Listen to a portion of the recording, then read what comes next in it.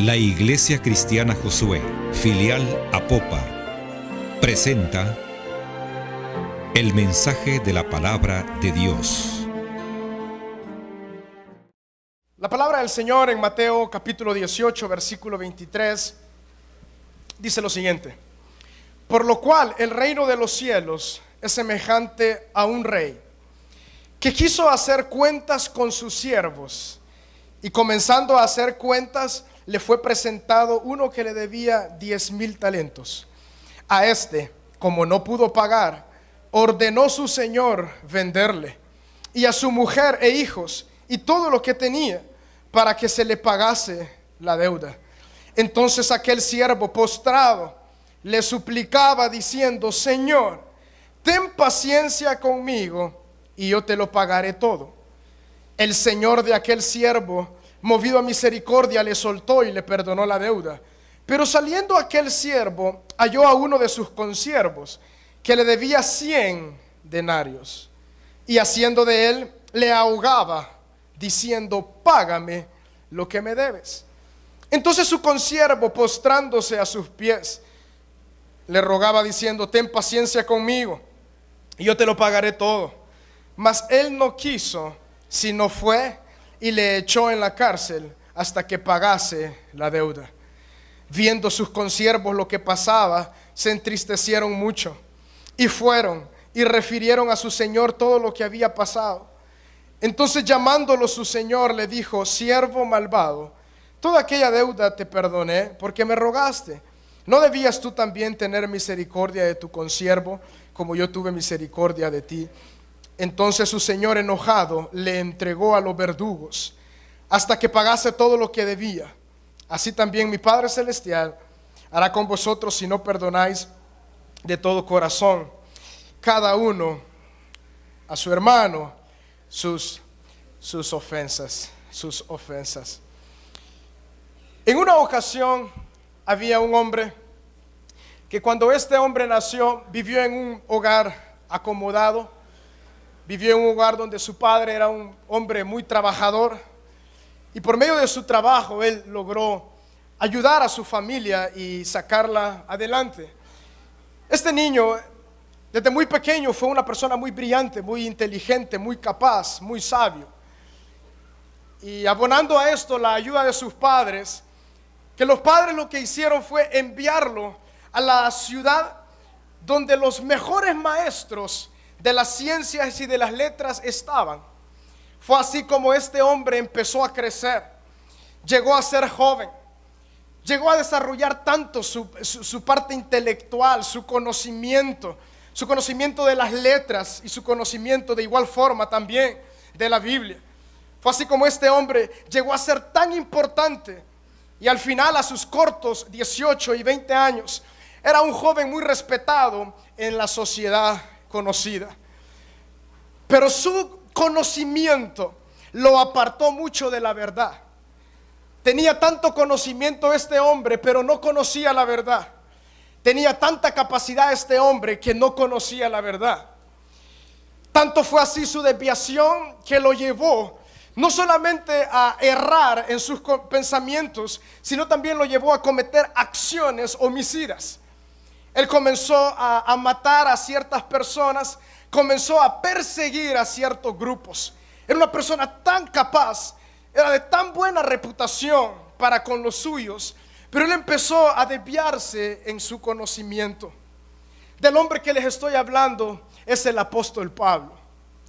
El apóstol Pablo llegó a saber tanto, a ser una persona tan intelectual. Antes de ser Pablo, él era conocido como Saulo. Él empezó a matar a los cristianos, los empezó a perseguir. Él era un homicida, consentía la muerte de los cristianos. Pero algo ocurrió en la vida de este hombre.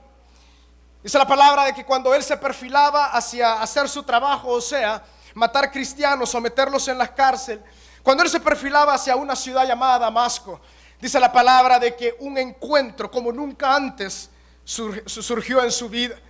Él se encontró de primera mano con nuestro Señor Jesucristo.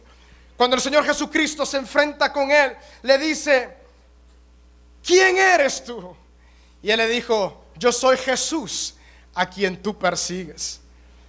Este hombre, después de tener grande encuentro con nuestro Señor Jesucristo, él quedó ciego por algunos días. Fue así como él entró en esta ciudad llamada Damasco. Y después ahí llegó un siervo de Dios para orar por él y él recobró la vista.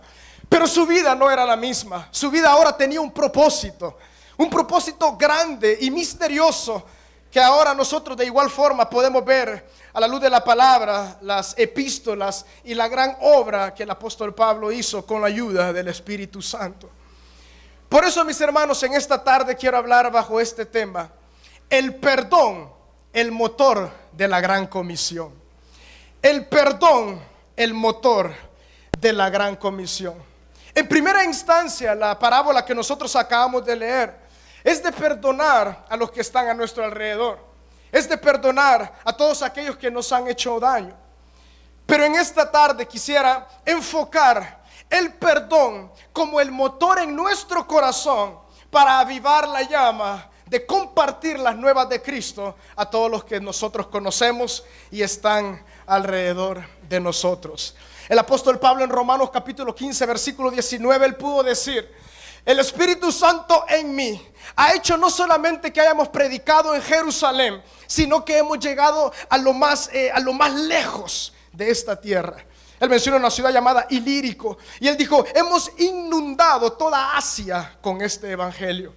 En la primera carta de Timoteo, en el capítulo 1, en el versículo 12, él le dice a Timoteo: Timoteo, yo que fui un blasfemo, yo que iba en contra de Dios, era un homicida, pero Dios tuvo grande misericordia para conmigo y manifestó su gracia en mí, para que por medio de mi testimonio otros de igual forma pudiesen creer a nuestro Señor Jesucristo.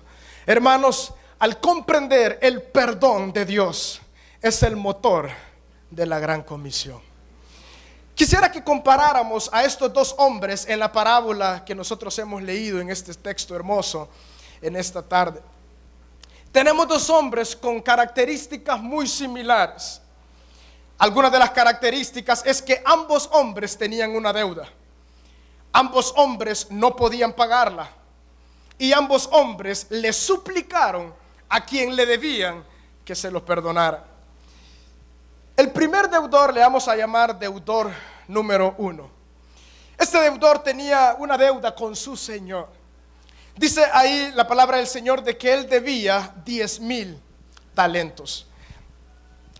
Así como nosotros conocemos el dólar hoy en día, en ese tiempo, el talento era la moneda con la cual se usaba para comprar. Era una forma de moneda. Un talento era mucho dinero. Se cree que hoy en día tal vez un talento era alrededor de $120,000.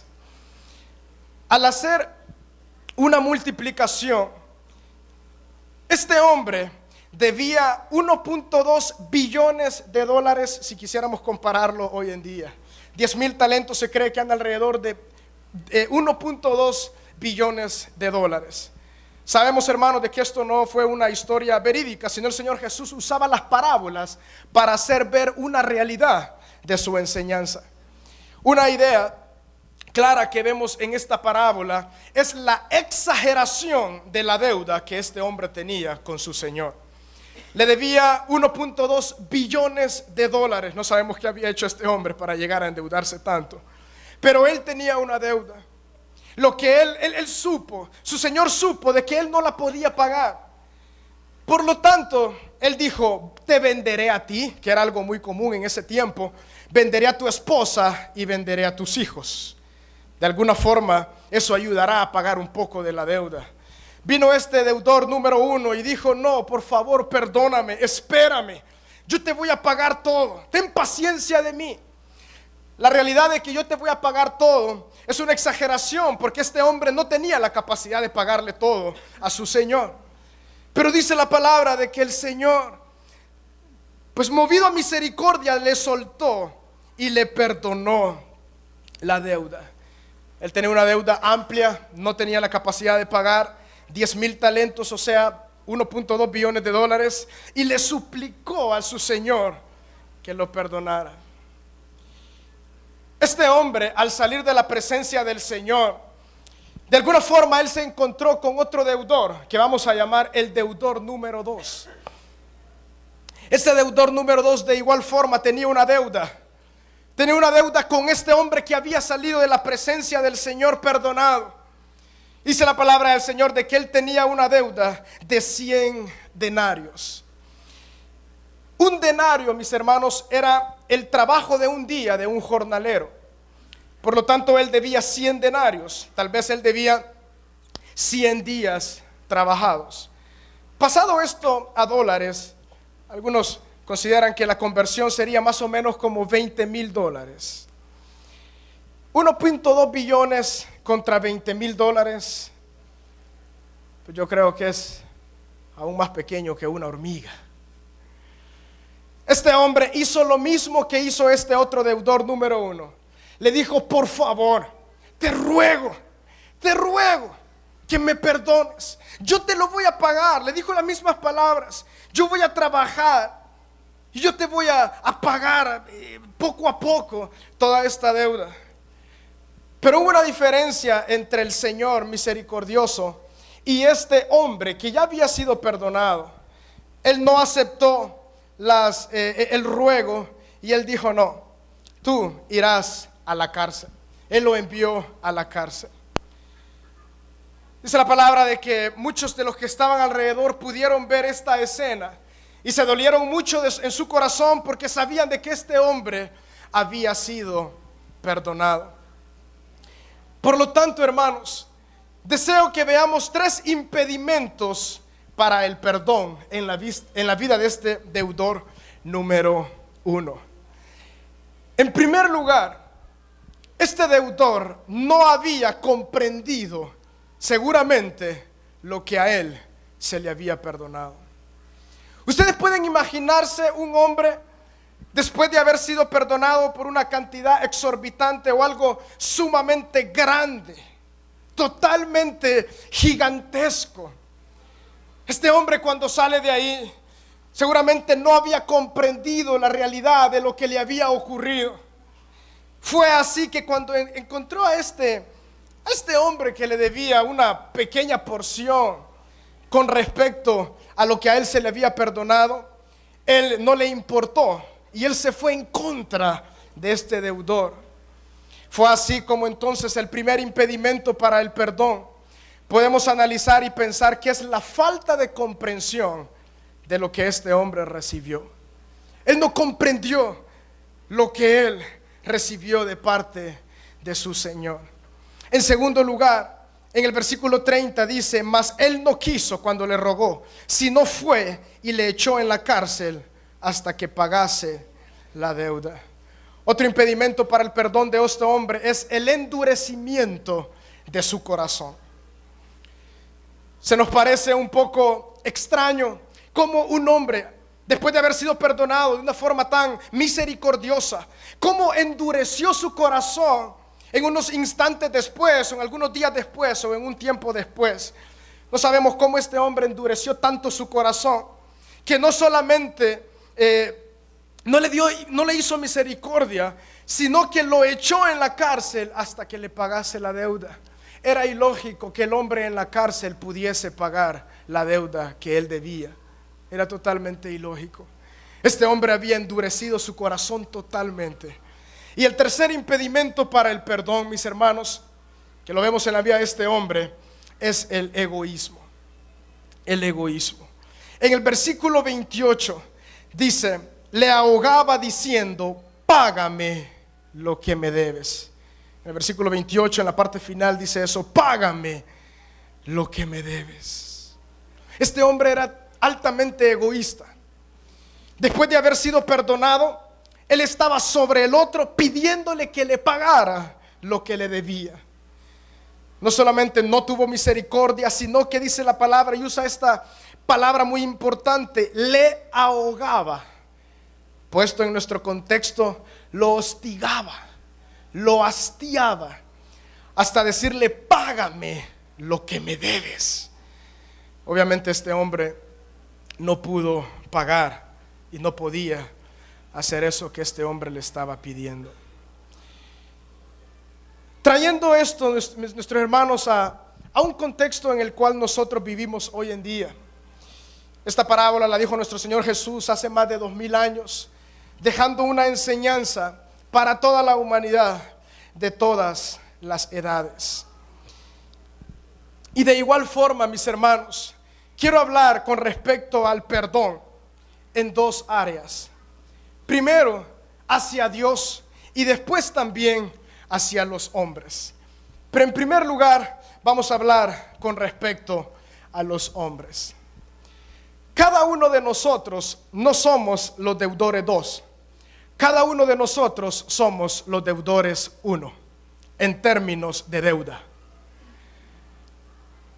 Cada uno de nosotros tenemos una deuda para con Dios que no es ni de 1.2 billones. Es algo que no puede contabilizarse en términos monetarios. Es algo que no puede contabilizarse de ninguna forma en esta tierra. Es una deuda eterna. Es una deuda el cual el hombre adquirió al entregarle el gobierno de su vida a Satanás en aquel jardín del Edén, cuando Eva pues se dejó seducir y después sedujo a Adán. Y fue así como ellos entregaron las llaves, el reino, y se lo entregaron a Satanás. Fue así como el pecado entró y el hombre erró delante de Dios. Y no había ninguna otra forma que esta deuda pudiese ser cancelada, únicamente de que otro hombre, pero un hombre sin pecado, pudiese pagar esta deuda.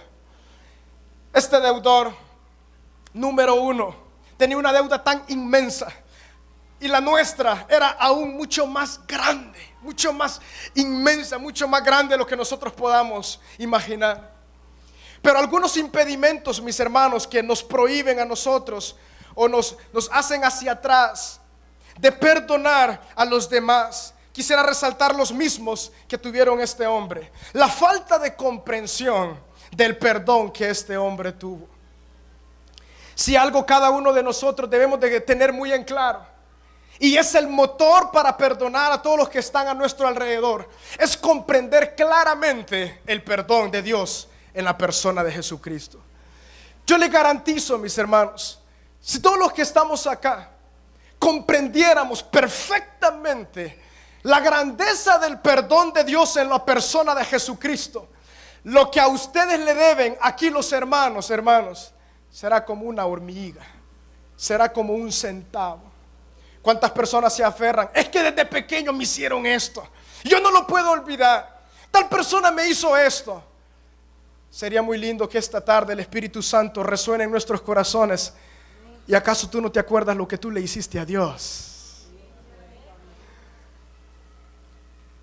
La falta de comprensión muchas veces del perdón tan glorioso, que puesto de en otra palabra es la salvación. Cuando nosotros vamos más adentro en la dicha de la salvación, la felicidad, considero, de nuestra vida está íntimamente relacionada con la capacidad de comprender el perdón de Dios a nuestra vida. Entre más vamos a comprender la dicha de la salvación, nuestra vida será altamente bendecida. En segundo lugar, el endurecimiento del corazón. Muchos momentos el corazón va endureciéndose, que no logramos visualizar ya qué es lo que debemos hacer. Este hombre puso a la cárcel al deudor que le debía prácticamente nada con respecto a lo que él fue perdonado. Muchas veces nuestro corazón se endurece para con los demás, olvidando el grande perdón que se ha dado a nuestra vida.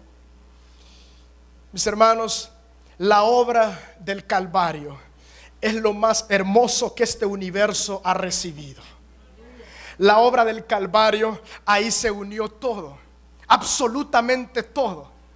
Todo se unió en ese lugar para tener un fin hermoso. Y eso es que la humanidad, la creación de Dios, pudiese ser reconciliada para con Él en la persona de nuestro Señor Jesucristo. Y en tercer lugar, los impedimentos es el egoísmo.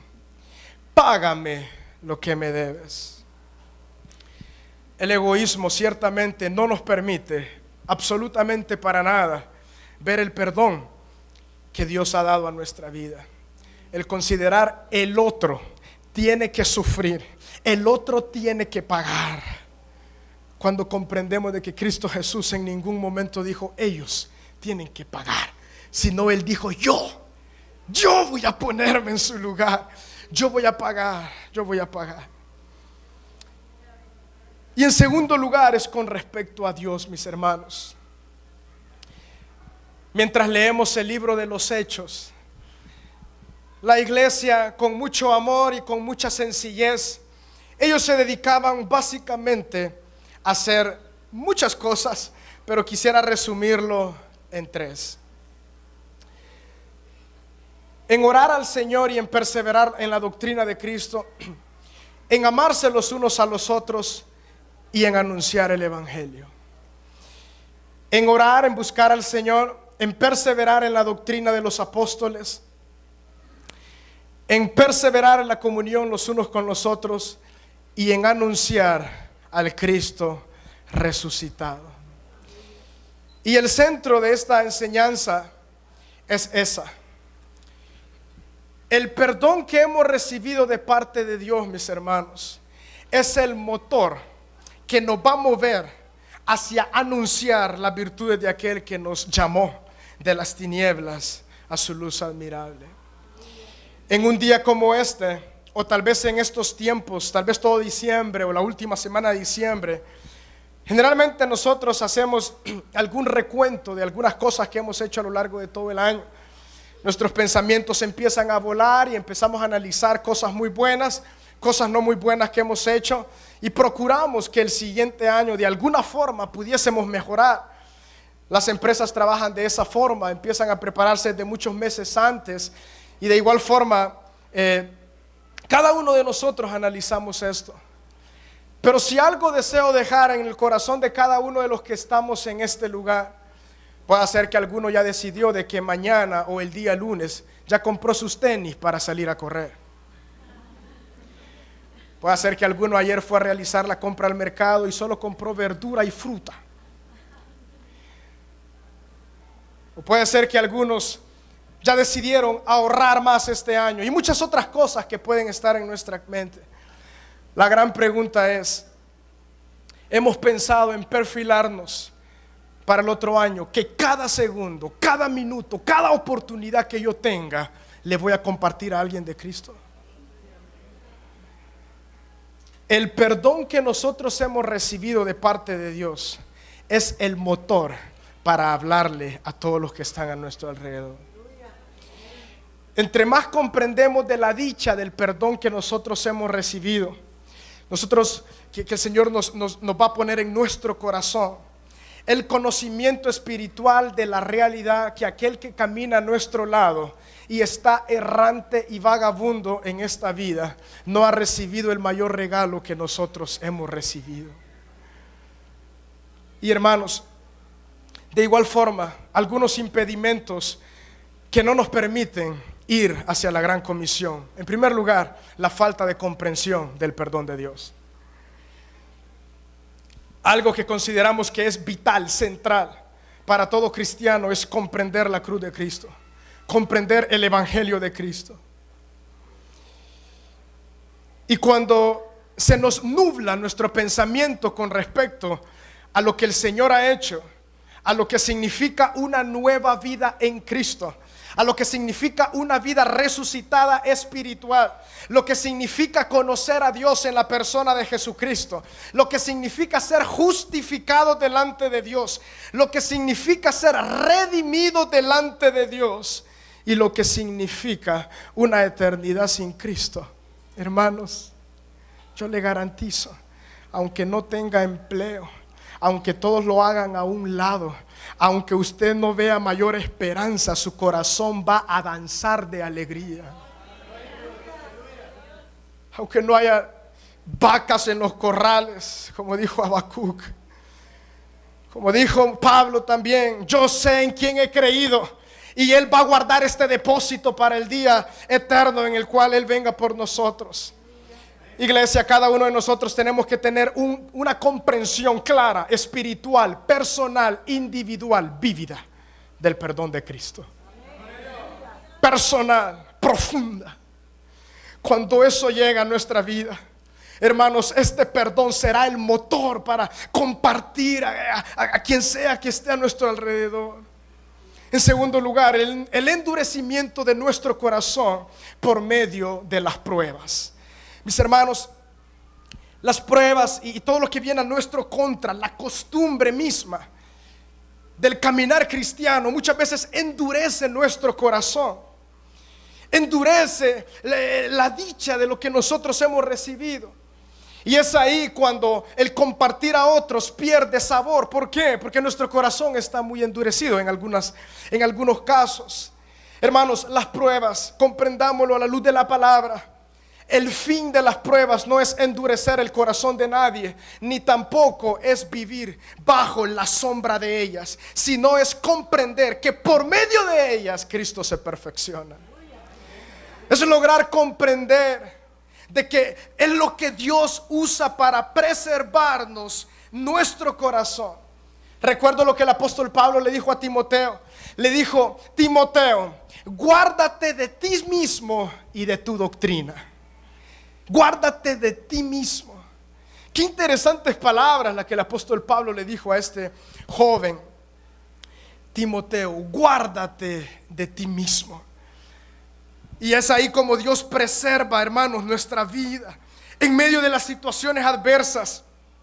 Él tiene un propósito único, el cual quiere sacar a luz en nuestro corazón. Y entre más nosotros, entonces, bajemos nuestra cerviz o dobleguemos nuestra cerviz a la voluntad del Padre, a la voluntad de Dios, hermanos, pasaremos a vivir una vida aún más hermosa de lo que ya estamos viviendo. El tercer impedimento es el egoísmo. Es el egoísmo. En una ocasión, un pastor, a manera de broma, a él lo habían llamado para ministrar en una nueva iglesia. La iglesia ya existía, pero él pues era nuevo en esa iglesia y en ese ministerio.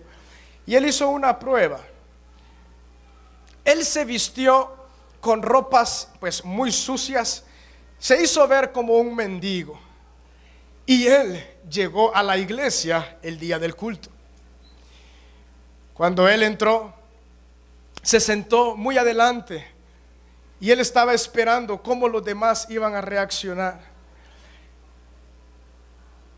Para su sorpresa, aparentemente nadie le habló y no le dieron mayor atención. Al contrario, los demás que llegaban de igual forma, pero a él le decían: bueno, tú siéntate aquí y veremos qué pasa. El hermano concluyó: ahora sé a qué iglesia Dios me ha mandado a trabajar.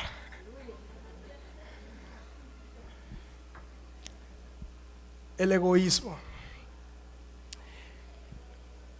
El egoísmo es estar tan cercados en nosotros mismos que no podemos ver a nuestro alrededor.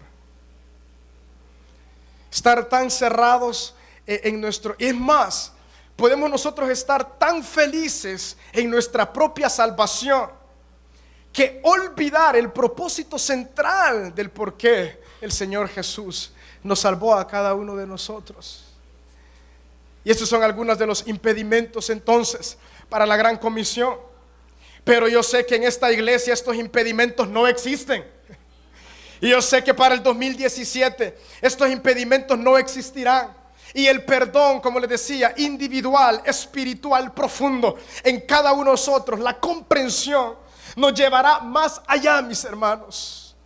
Y podemos decir al que está al lado mío: es tiempo que tú saborees el perdón de Cristo. En Hechos capítulo 8, versículo 4, hay un texto que me llama mucho la atención. El primer hombre que llamé su atención, que se llamaba Pablo, él estaba persiguiendo a la iglesia. Y por medio de la persecución de todos los judíos, incluido este hombre llamado Saulo, la iglesia fue dispersa porque hubo una grande persecución. Y el versículo 4 de Hechos capítulo 8 dice lo siguiente: pero los que fueron esparcidos ellos se esparcieron por la tribulación, iban por todas partes anunciando el evangelio. Solamente eso quería que leyéramos. Porque este versículo, esta frase, la encontraremos repetidas veces en todo el libro de Hechos. Los que fueron esparcidos iban por todas partes anunciando el evangelio. Surgen algunas preguntas, mis hermanos, y de ninguna forma debemos elevar a estos hombres a un pedestal, a un lugar de decir, bueno, ellos eran sumamente especiales. No. Lo único que ellos tenían era que habían comprendido el perdón de Dios en la persona de Jesucristo. Era lo único. El tesoro de ellos era Cristo. El tesoro de ellos era que Cristo había resucitado. Y eso significaba de que ellos tenían vida eterna. Ellos fueron esparcidos por la gran persecución que vino a Jerusalén. Y desde que iban por todas partes anunciando el evangelio. O sea, diciendo lo que Cristo era, lo que Cristo había hecho, las buenas nuevas. Por lo tanto, mis hermanos, en esta tarde lo que el Señor ponía en mi corazón, en este último día de este precioso año, más allá de objetivos materiales, físicos, de salud, que nuestro objetivo sea, Dios mío, verdaderamente quiero perfilarme para ser un soldado en tus líneas. Quiero perfilarme para ser un soldado, Señor, guerrero, amante de tu perdón. Mis hermanos, que el Señor nos dé una revelación profunda, única, colectiva, también individual, espiritual, tan linda del perdón de Cristo, de la salvación. Le garantizo, si le pedimos revelación a Dios en su palabra, iluminación en ella, para comprender la grandeza de esto, mis hermanos, ni vamos a sentir los ladrillazos cuando pasen, cuando vengan las pruebas. Vamos a decir, Padre, a ti sea la gloria, Señor. Mi propósito no es para vivir debajo de estas pruebas, sino mi propósito es pregonar tu evangelio, Señor. Sino mi propósito, Señor, es compartir esto. Mi propósito es compartir esto. Lo que este deudor no comprendió fue de que él había sido perdonado. Que ninguno de nosotros caigamos en este error, olvidar que nosotros hemos sido perdonados. Cuando nos hagan daño, mis hermanos, de verdad, literalmente, en una comparación un poco exagerada, es comparar a un animal, es como un elefante en comparación a una hormiga. Lo que nosotros le hicimos a Dios no es comparable con nada que alguien nos haga en esta tierra. No es comparado con nada. El perdón tan hermoso y tan grande que hemos recibido del cielo divino, ese es el motor para toda nuestra vida, mis hermanos. El perdón en nuestra vida va a romper toda atadura de egoísmo. Todo endurecimiento de nuestro corazón lo va a romper el comprender el amor de Dios Padre en Jesucristo. La falta de comprensión será rota al comprender que del cielo vino nuestro Señor Jesucristo para habitar en nuestra vida.